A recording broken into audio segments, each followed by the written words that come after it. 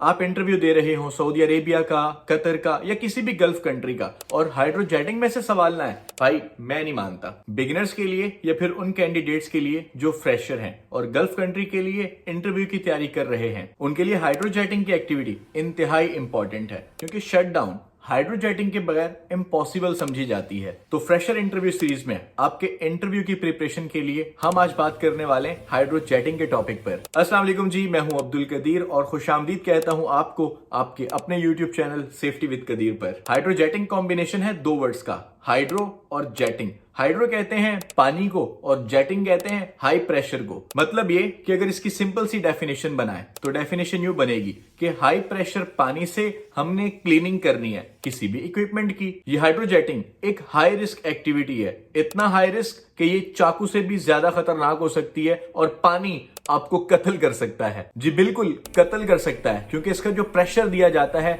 वो 5000 PSI से लेकर 50,000 से ज्यादा ऊपर जा सकता है। हाइड्रोजेटिंग दो तरह से की जा सकती है, हाइड्रोजेटिंग गन से भी कर सकते हैं और हाइड्रोजेटिंग लांच से भी कर सकते हैं। ये डिपेंड करता है स्कोप ऑफ वर्क पे। जहां गन की जरूरत पड़ेगी वहां पर हाइड्रोजेटिंग गन, और जहां पर कंडीशन रिक्वायर कर रही होंगी लांस को इस्तेमाल करना है तो वहां पर हाइड्रोजेटिंग लांस इस्तेमाल होगी। हाइड्रोजेटिंग गन का इस्तेमाल सेफ समझा जाता है क्योंकि उसके ऊपर dead man switch, automatic switch लगा होता है जो कि इमरजेंसी में फौरन से बंद किया जा सकता है। लेकिन जो लांस है उसे रिस्की समझा जाता है, उसमें खतरा ज्यादा रहता है। किसी भी शटडाउन पर हाइड्रोजेटिंग की एक्टिविटी शुरू करने से पहले वर्क प्रोसीजर को फॉलो किया जाता है, जैसा कि वर्क प्रोसीजर के लिए परमिट टू वर्क की जरूरत पड़ेगी और उसके साथ जॉब सेफ्टी एनालिसिस जो कि अप्रूव हो वो इस्तेमाल होगा। एक्टिविटी से पहले TBT यानी टूल बॉक्स स्टॉक होगी और हैजर्ड ब्रीफिंग दी जाएगी। एरिया बैरिकेड किया जाएगा और वार्निंग साइन डिस्प्ले किए जाएंगे। जितने भी इक्विपमेंट एक्टिविटी में इस्तेमाल होंगे सब के सब इंस्पेक्टेड हों और सर्टिफाइड हों, और लास्ट में तमाम तर लोगों के लिए सेफ डिस्टेंस मेंटेन रखा जाएगा। वर्क प्रोसीजर को फॉलो करवाने के बाद दूसरा इंपॉर्टेंट काम हाइड्रोजेटर की PPs का होना इंतहाई जरूरी है, जैसा कि पर्सनल प्रोटेक्टिव इक्विपमेंट के लिए जो चीजें रिक्वायर हैं उनमें पहले नंबर पर TST सूट, जिसे हाइड्रोजेटिंग सूट भी कहा जाता है। ये कट रेजिस्टेंट होता है, यहाँ नॉर्मल कवरऑल से काम नहीं चलेगा। फुल फेस शील्ड जो कि हाई इंपैक्ट और वाटर रेजिस्टेंट हो। सेफ्टी गॉगल्स की जरूरत पड़ेगी जो फेस शील्ड के नीचे इस्तेमाल किए जाएंगे। कट रेजिस्टेंट ग्लव्स, इन्हें रबर ग्लव्स भी कह सकते हैं आप, और उसके साथ सेफ्टी हेलमेट चिन स्ट्रैप के साथ इस्तेमाल किया जाएगा, और सेफ्टी शूज या सेफ्टी बूट्स जो कि रबर के होंगे और जिनका टो स्टील का बना होगा। हेयरिंग प्रोटेक्शन के लिए एयर प्लग्स या एयर मफ का होना जरूरी है। हाइड्रोजेटिंग की एक्टिविटी में जो सबसे इंपॉर्टेंट काम है हाइड्रोजेटिंग के हैजर्ड्स और उसके कंट्रोल मेजर,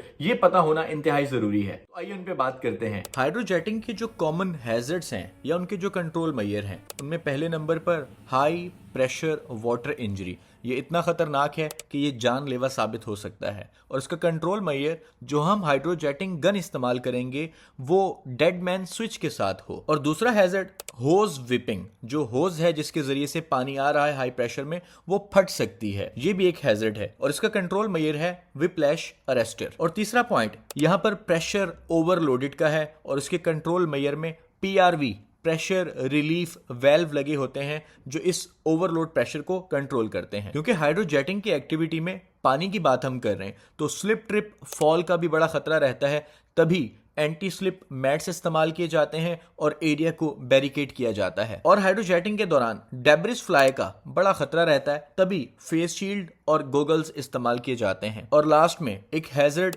किक बैक का है, जो लांस जिसके जरिए से हम हाइड्रोजेटिंग कर रहे हैं वो किक बैक भी कर सकती है और उस ऑपरेटर को लग सकती है। तो इसके कंट्रोल मेजर में AWD एंटी विदड्रॉ डिवाइस या इसे ऑटो वाटर डंप भी कहते हैं, ये भी कंट्रोल मेजर में मुफीद साबित हो सकती है। और लास्ट में हाइड्रोजेटर ट्रेन होने चाहिए, वही जाके ऑपरेट करेंगे। अपनी तरफ से मैंने भरपूर कोशिश की है कि आपको हाइड्रोजेटिंग अच्छे तरीके से समझाऊं। अपनी नेक्स्ट वीडियोस में मैं बात करूंगा हाइड्रोजेटिंग के टॉपिक में से जो क्वेश्चन आंसर होते हैं, जो सिनेरियो बेस्ड क्वेश्चन होते हैं, वो हम शेयर करेंगे अपने नेक्स्ट वीडियो में। तब तक के लिए चैनल को सब्सक्राइब करें, कमेंट करें, जो करना है करें। अपना बहुत सारा ख्याल रखें। अल्लाह हाफिज।